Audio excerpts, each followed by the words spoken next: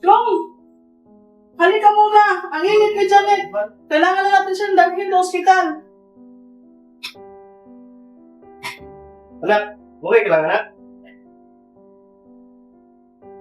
Don, ano na? Dalhin na natin siya sa ospital? Day, wala pa akong pira. Sige, hanapan natin ang paraan niya. Sige. Ano kaya ang dapat natin gawin? Huwag kang mag-alala, hanapan natin ang paraan. Sige ha. Kasi kailangan natin dalhin yung ating anak sa ospital. Siguro, hihingi lang po ng advance sa ating boss. Mamaya.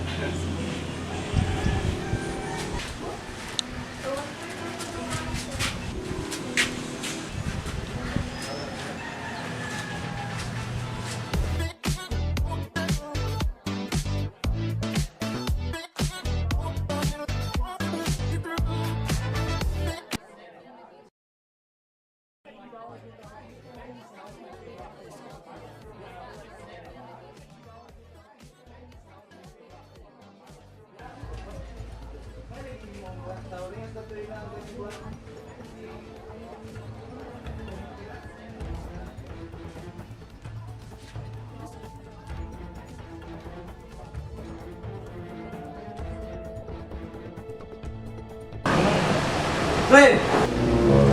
Shot ka! Sige na, isa lang! Pre! Upo ka muna. Sige, pre. Pre, nakita mo yung bagong biniling motor? Anong klaseng motor, pre? Yung Raider FI, pre? Bro. Ito nga yung susi ko, pre. Anong klaseng motor mo, pre? Yun nga, marami na akong pinasakay dyan sa motor ko. May naiangkas nga akong babae kagabi. Motor mo? Yung pinakasagdala ko sa yung nakarang araw. Sabi mo, di mo yun kilala. Na nadaanan ko lang sa may kanto eh. Kaya pinasakay ko na lang.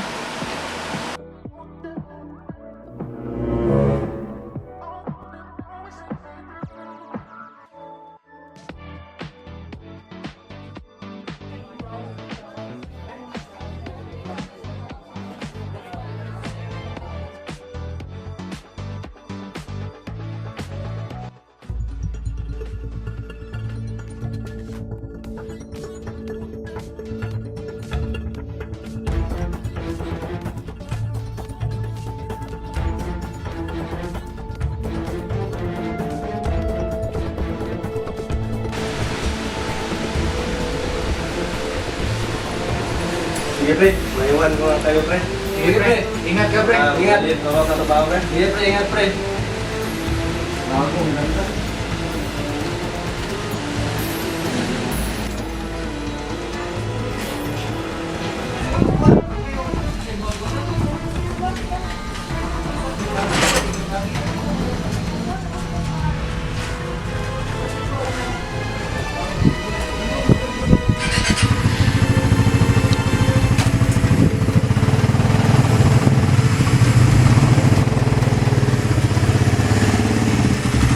Pre, dito muna ako pre.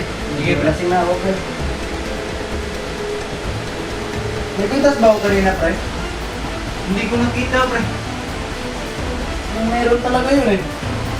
Yung silver. Hindi ko nakita eh. Baka nandyan lang. Ano? Baka lasing na ako, pre. Sige pre. Is muna ako, pre. Sige pre, ingat pre. Sige.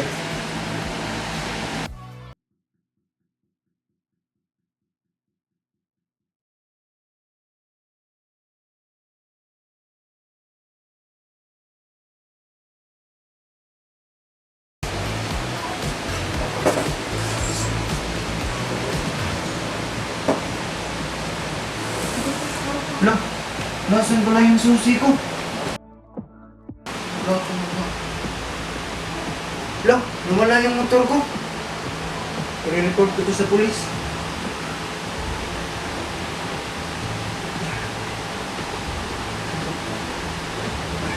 Hello sir. May report sana ako. Nawala yung motor ko sa labas ng bahay ko. Sige sir, thank you. Kung talaga kayang gawin. Yung kaya-kaya din.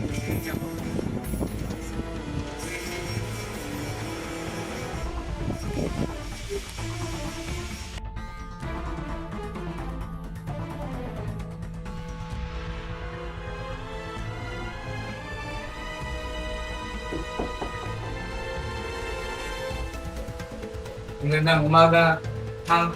Sir, nangyari dito? May kainuman akong dalawa kanina ma'am. Labas nila na wala na rin yung motor ko.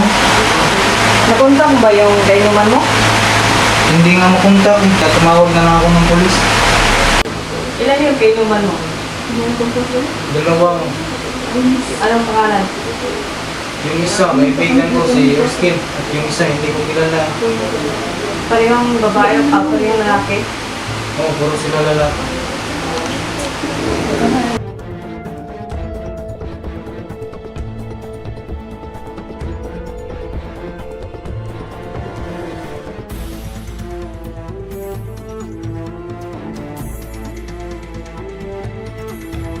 Good afternoon, ma'am. May gusto lang sana kong i-report. Ano po yan, ma'am? Tungkol sa motor. Nakita ko kasi doon sa Bakating Broadway. Isipan ko lang i-report lang. Kasi wala namang nagpa-park noon. So, sige, pag-check mo lang kung nagmamalipit ko pa kasi.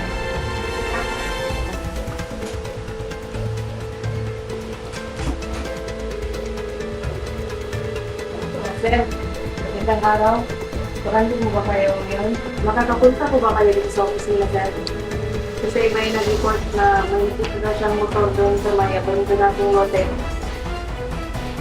Siguro. Consider.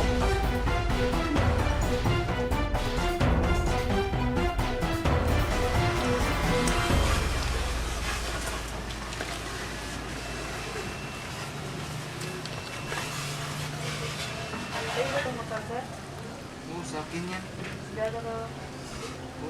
Oo, yung plate number ko. Bakit may necklace dito? Bibigan ko to ah. Kaibigan. Yung si Erskine. Dapat. Yan, hindi pa nga siya nakaangkas dito sa motor ko.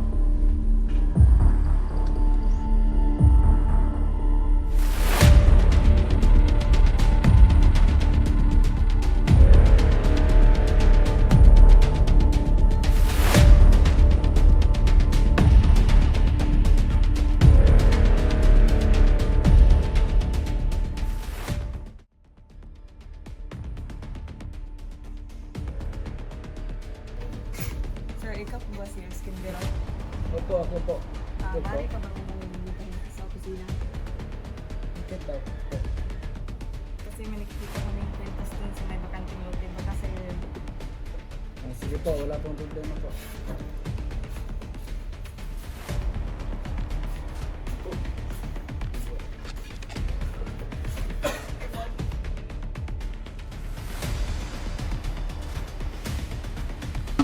I am Investigator Joe, and thank you so much for coming here today. As you know, nandito ka kasi interrogate ka, but do not worry, okay? Kasi yung mga tanong ko lang naman sa'yo is about sa ano talaga yung feeling. Ano, okay ka ba?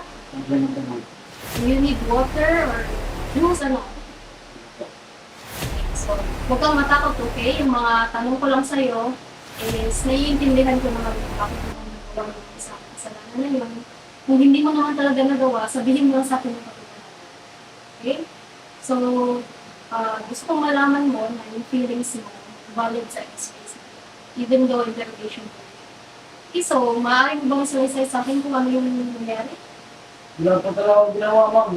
Naginuman na po kami ng kaibigan ko, tas nawala din yung kwintas ko. Wala talagang ginawang kasalanan.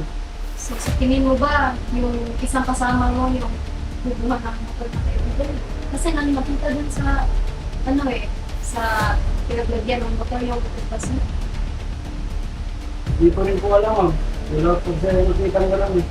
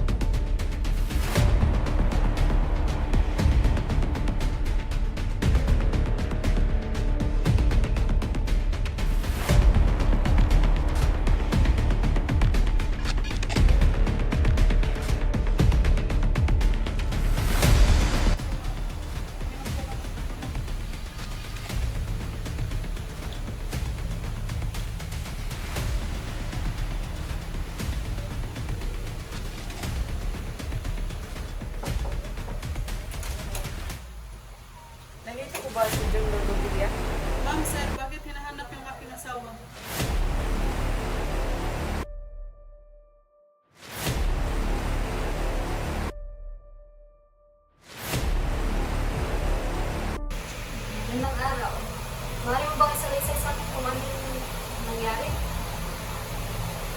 Wala po akong alam, ma'am. Wala ka talagang alam. Eh, bakit usap ka sa mga suspect dito sa ginanan ko? Baka hindi ako yan, ma'am. Wala ka ba talagang alam? Wala, ma'am. Bibigyan kita ng pagkakataon na sasabihin mo yung totoo. Kasi bawal dito sa interrogation ko na nagsisinungaling. Alam mo yan. Wala talaga, ma'am. Wala ka talagang alam. Kaya ano to? Ito, screenshot to, nakuha ng CCTV footage dun sa abandoladong may warehouse at sa abandoladong may pinanakuha. Uniform mo to, di ba? Sa kampanya nito. Ikaw lang sa neighborhood niyo may ganitong uniform tapos sasabihin mo hindi wala kang alam. Ito pa. Biometric record mo. Kitang-kita dito, fingerprint mo to. Nakuha sa pintas na nandun sa may kotse or motor na nakuha doon sa banda ng hotel. Ano? Hindi Okay, na ma'am. yung pare. At saka ito pa, screenshot nito na nakuha sa bahay ng kaibigan mo, kuha mo yung pintas ng kaibigan mo eh. Alam mo ba na bawal na gagamitin mo yung isang tao para pagtakpan yung krimen na ginawa mo? Alam mo kung anong tawag doon? Dito, ma'am. Pretense of physical evidence. Sobrang laking kasalanan nito. May kinuha ka pa, carnap, kinuha mo pa yung pintas ng kaibigan mo, tapos sinet up mo pa siya. Ano, hindi ka pa rin naamin. Amin na, ma'am. Wala talaga ako, ma'am. Kaya nagawa ko yan. Wala akong pera na pampagamot sa aking anak. Alam ko naman yun eh. Kaso, hindi talaga sagot yung magnakaw. Alam mo, makakasuhan ka ng theft nito at saka carnapping. Kasi motor vehicle